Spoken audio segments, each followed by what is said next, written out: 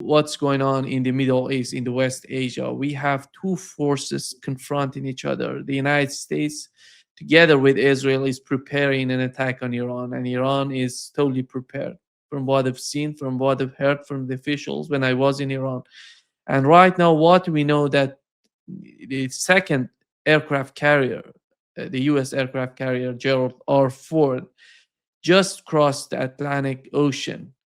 And right now, the United States, if it gets there in the region, they're gonna have two aircraft carriers, 15 destroyers, and several nuclear submarines, which the outcome of all together gonna be 600 Tomahawk cruise missiles.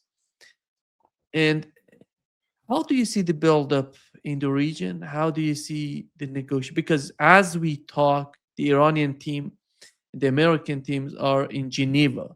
They're preparing for the new round of talks, the second round after the war, 12-day war.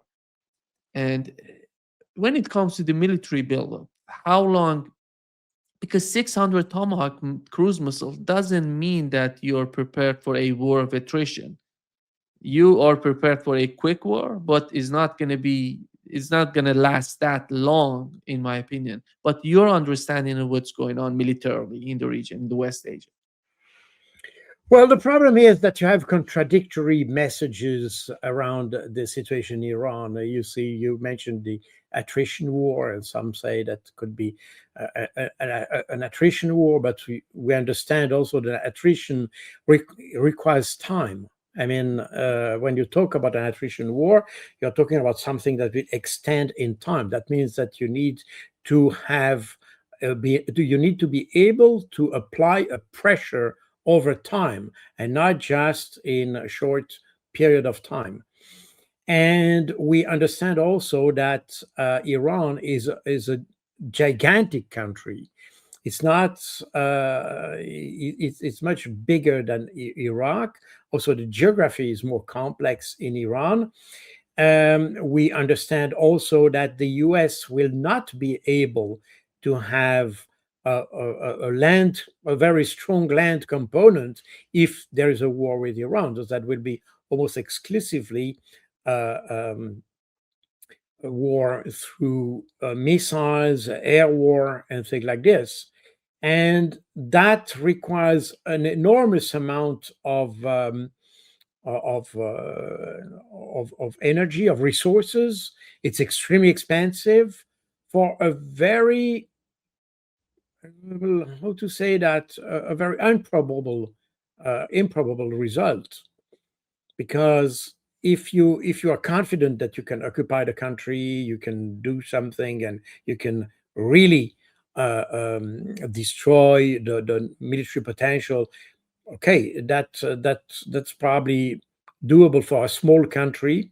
But for Iran, it will not be possible, meaning that attrition has not very, it's just a word, because I'm not sure that the Americans will be able to do that. In addition, is that if you use so much power against a country which is prepared to reply or to respond, you may well extend the war. I mentioned that on your website, your show last week or so. That will include Israel almost certainly. And that in that situation, the Iran may suffer. That's definitely true. US may suffer as well, but Israel will be the big loser in the whole story. So it's very hard to say exactly what the Americans want to achieve. They are probably now in a very similar process as we had last year.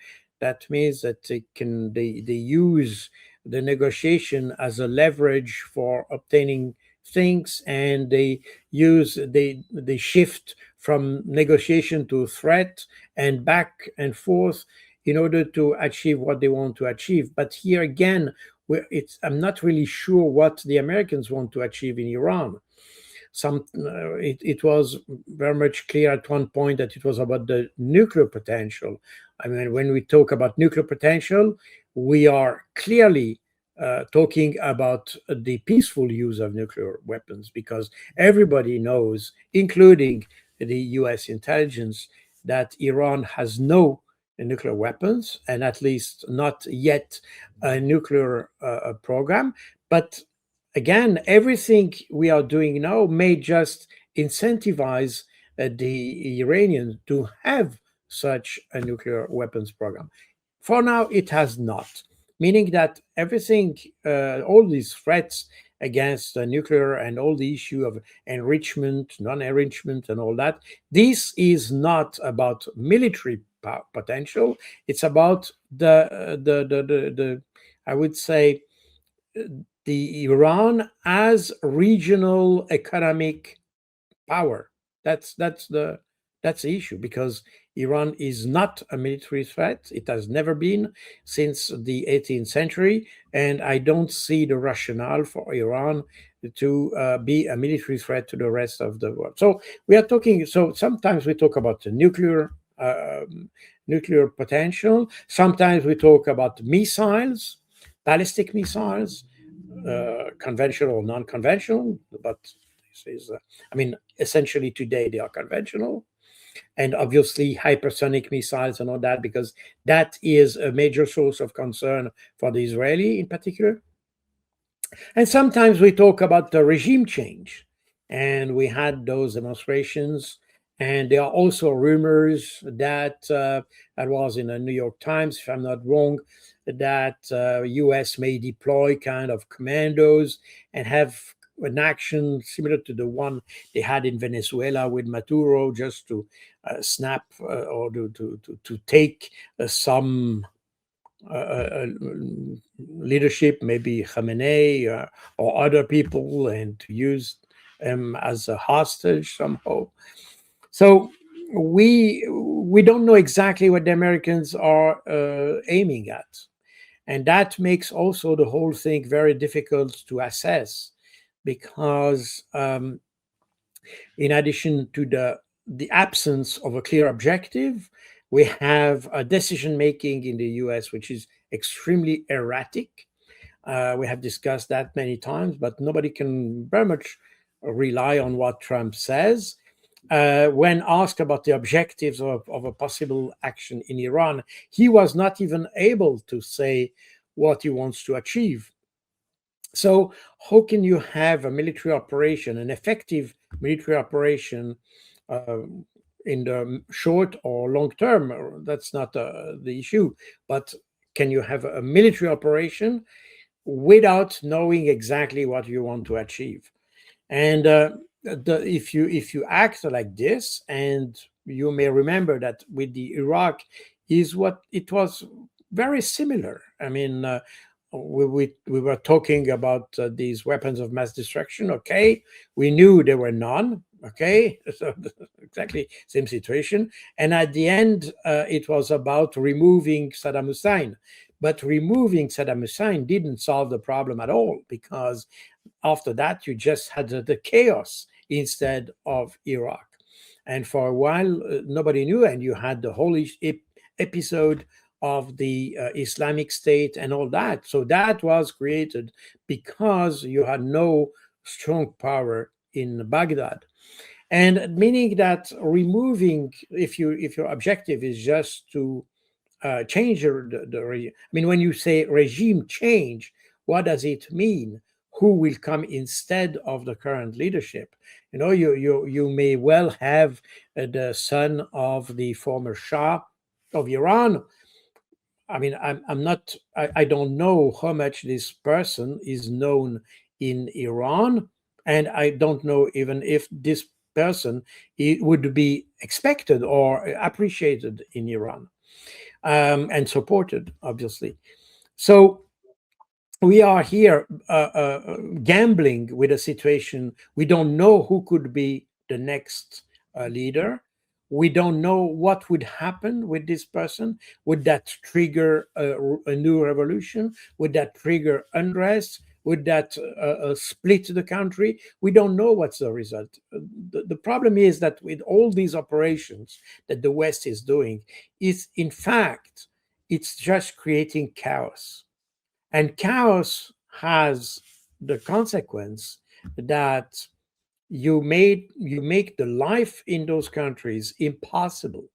I mean, if we listen to those people in the in Davos also, or the Munich Security Conference. I think this is a Munich Security Conference where you had these people saying that removing Iran would just benefit the whole region, improving the economics of the Middle East and all that.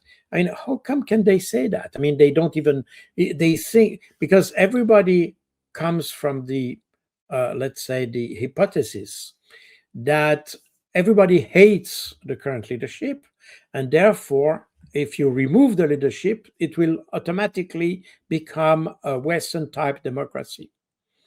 This is exactly what people have in mind when they talk of removing Vladimir Putin. Nobody knows exactly who should be or who would be the next one. They don't know that, but they just said think that removing Putin, because everybody hates Putin, everybody hates Khamenei, everybody hates, and so on. These are assumptions. The problem is that it's probably not the case.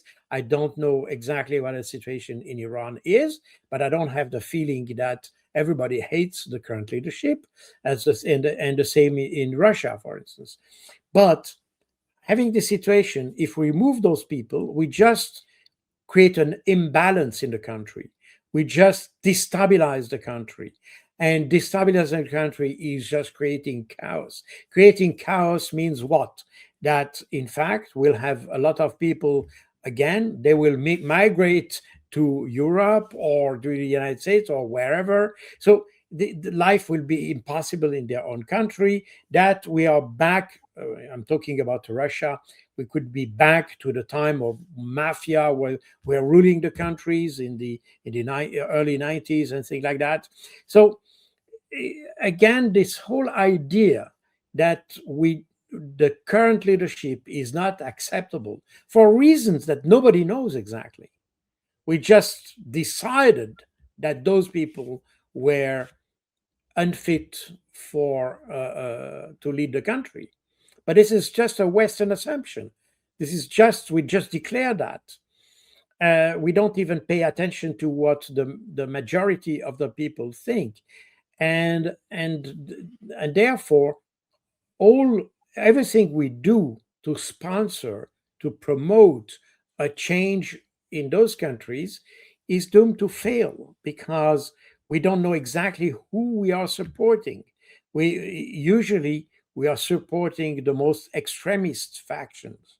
That is very true in Iran. I mean, the French, the British, and the Americans have supported a terrorist movement in Iraq in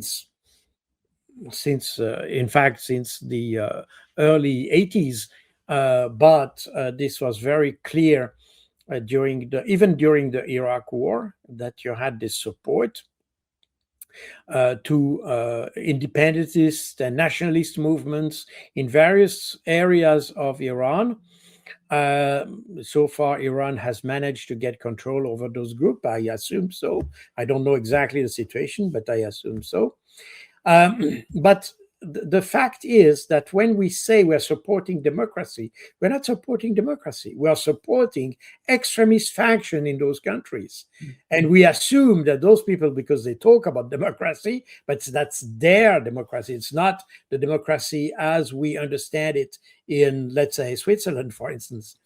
Meaning that we are supporting extremist factions. And that's exactly the same we are doing in Russia. That's the same we were doing initially in Ukraine. This is exactly what we have done in Libya as well. Who were supporting the Islamists? These were the French and the British. I mean, there's no question about this, because they just hated Gaddafi, and therefore they considered that Gaddafi is not democratic, so the enemy of Gaddafi must be democratic. And so that's the reasoning behind supporting Islamist faction. That's exactly what they have done in 2011. And today you have the chaos. I mean, there is no governance anymore. Remember that in 2010, Libya was the country that had the highest the highest human development index level in the whole of Africa. And since then, it just crumbled. There is no longer any good governance. So we destroy everything for reasons that nobody really understand, and that's decided by people like Trump, and formerly we had, of course, George W. Bush, people who had not a big understanding of the rest of the world.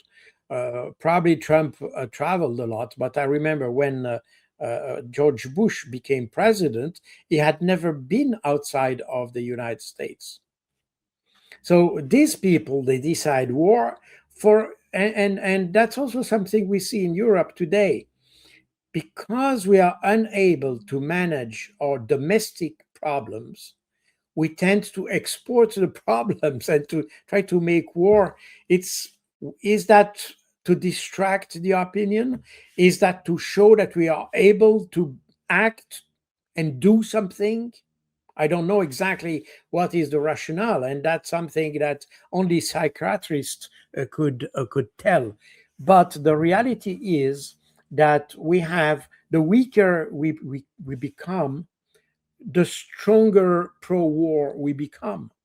And that's a very strange reaction. But we had in 2001, 2002, it was exactly what George W. Bush was facing, and he had not fulfilled his promises inside the country, so he started to export to make the decision maker about war, because he was not able to play this role for domestic issues. We have the same thing in Europe. I mean, France, Germany, UK all have the crumbling economies, but that's when they become more adamant for war. You have the same thing at European level. I mean, remember in Davos just a couple of weeks ago, how Zelensky criticized the Europeans. I mean, that was a very sharp and vehement critique on towards Europe, meaning that obviously Europe is not able to manage its own problem. It's not able to fulfill the objective it's set for itself. So now it's about supporting wars. It's about promoting war outside of the EU, and exactly the same thing with the United States. I don't know exactly if the U.S. has become great again so far. I'm not sure. I think this erratic policy of tariffs, no tariff, yes, no, 100%, 10%, 200%, 1,000%, 500%. Nobody knows exactly who has tariffs for what's the purpose, what do we gain about it, and so on and so forth. As a result, people tend to lose confidence, tend to lose the trust, and tend to avoid investing in countries where decision making is so erratic. We have exactly the same thing in Europe. I mean, Europe has reached 8 years low when talking about foreign investment in Europe, because people cannot trust Europe anymore. We don't know exactly what they want to achieve. And in that situation, that's a situation extremely dangerous, because the weaker our countries become, the more prone to wage war outside they are. And that's why I'm a little bit what concerns me about Iran is that we don't know what we want to achieve. We just want to make war. That's what we know. We want to strike, but for what exactly? With what result? What is the expected result of that? Nobody really knows. And that sounds me extremely dangerous, can destabilize the whole planet at one point. And now we have seen that the Russians and Chinese have understood that probably they should also act. I have heard, but I haven't seen any confirmation of that, that now you have some kind of defense agreement between Iran, Russia, and China. I don't know exactly the extent of this agreement, if it involves also the possible, let's say, Russia or China putting boots on the ground. I don't know exactly what is covered by this agreement, and I don't even know if this agreement uh, exists. But it would indicate that there is a growing sense in the rest of the world that we need to be able to respond to the US and to make the price of any intervention higher for the US. And the US has not a very healthy economy today. And we see that the dollar is crumbling, for instance. We see that people tend to discard or to avoid the dollar because of the uncertainty that is related to that, meaning that the US is not in its best position to make a protracted war against anybody. And that's namely probably one of the reasons why the US wants to withdraw from Ukraine, because it sees that it's a conflict that leads absolutely nowhere, where you just spend money for no result. The problem is that the about Iran, there is so much, I would say, obsession in the US about Iran. I mean, in the US, you have obsession. There are a couple of countries that have gathered such kind of obsession. There's obviously Iran, Cuba, and to some extent Venezuela. These are this is just an obsession in the US, and meaning that when you talk about obsession, that means that the decision making around these cases or countries, this decision making is no longer rational.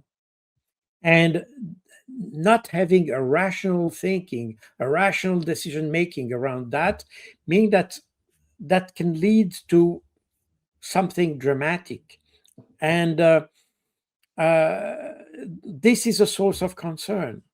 You may say, okay, you have a limited objective because you want to take, I don't know, you go in Niger because you want to recover these Uranian mines and things like this. Okay, then you go there, you occupy a part of the country. It's it might be expensive if you relate that to the objective, but it's doable. You could do it. But with Iran, what is that? I mean, do you want to occupy Iran? Do you want to, if you change the regime, who will come next? Which faction? Which ethnic group? We are not talking about tribes, but ethnic groups will prevail and things like that. All that is just the recipe for additional chaos, and nobody needs chaos today. And certainly not the US, by the way. US should need stability, stability in decision making, stability in relationship with others, the absence of conflict. And everything, all of that is achievable. We tend to portray our enemies are irrational, and we have a fatalistic understanding of our enemies, but that's not true. Iran is extremely rational.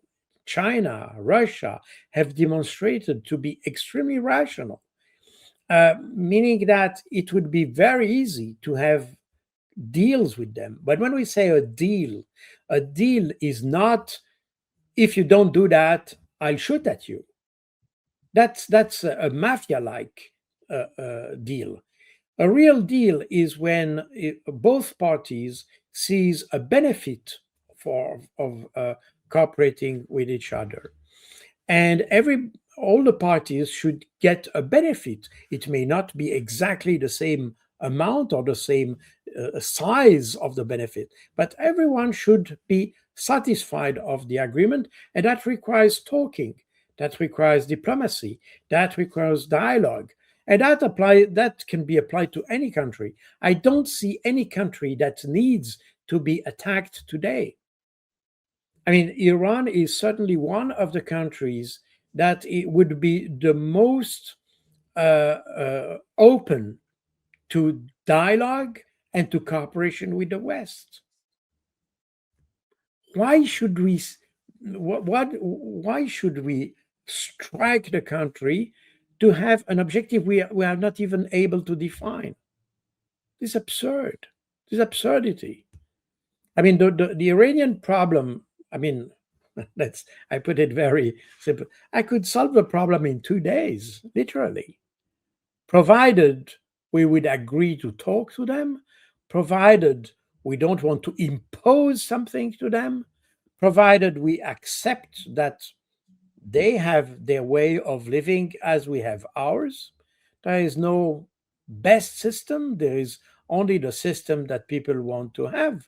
I don't care, honestly. I'm not a Muslim. I'm not a Shia. I don't have special sympathy for any government. But at the same time, why should I bother? I mean, this is not my problem. I should simply have good relation with people. And if Iranians deem that that's what they want, well, that's their decision, not mine. And that's something that people refuse to understand in the West.